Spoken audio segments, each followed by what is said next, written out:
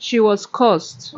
Taye was a young girl who lived in a small village called Okeagbe. She had two younger siblings named Sade and Tosin. When their father died, their mother, Mrs. Afolanke, worked very hard to take care of them. She sold goods at the market, farmed, and did so many things to make sure her children had food to eat, clothes to wear, and she also made sure they went to school and got a good education. Mrs. Afolake's hard work paid off. Taye and her siblings grew up to be smart and strong. Taye even got a scholarship to study abroad. When she finished her studies, she got a very good job and became rich. But as Taye became richer, she started to forget about her mother and siblings. She stopped visiting them and didn't send them money anymore. Mrs. Afolake was very sad and didn't understand why her daughter was treating her this way. She had sacrificed so much for Taye and her siblings, and now Taye was abandoning her.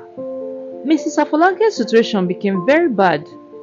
She had to beg for food and was owed debt by many people. She was consistently embarrassed and felt ashamed. People in the village would mock her, saying, "Your daughter is rich and she doesn't take care of you." Mrs. Afolake felt like she had failed as a mother. She didn't know what she had done wrong.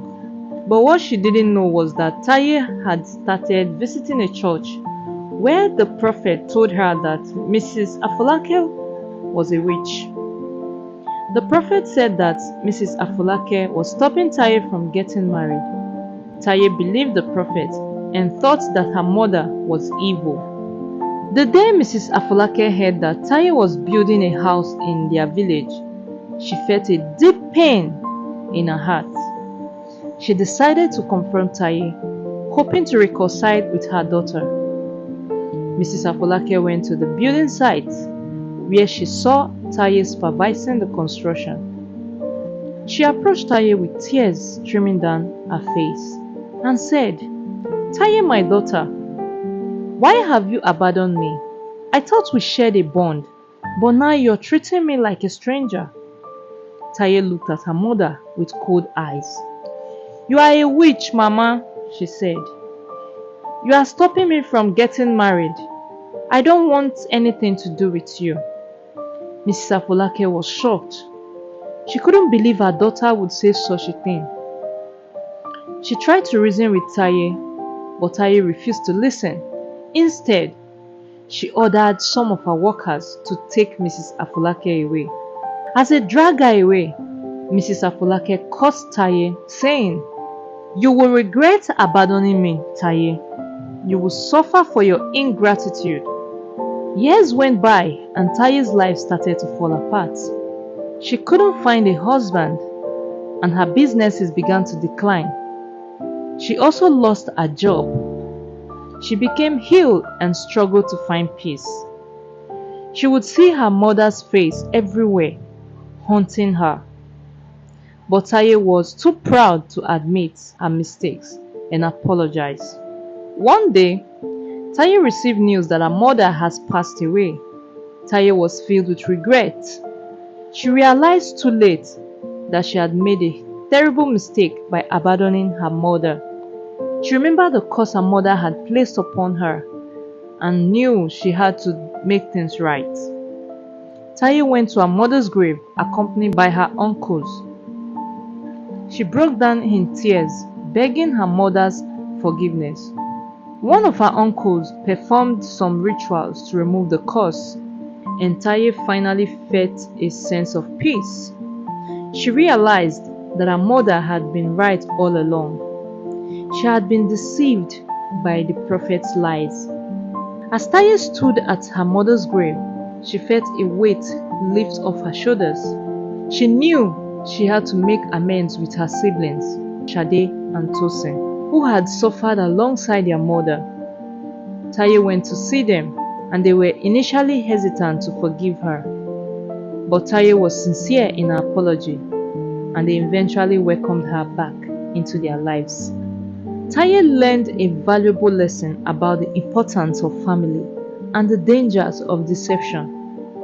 She rebuilt her relationship with her siblings and started to take care of them as she should have done years ago.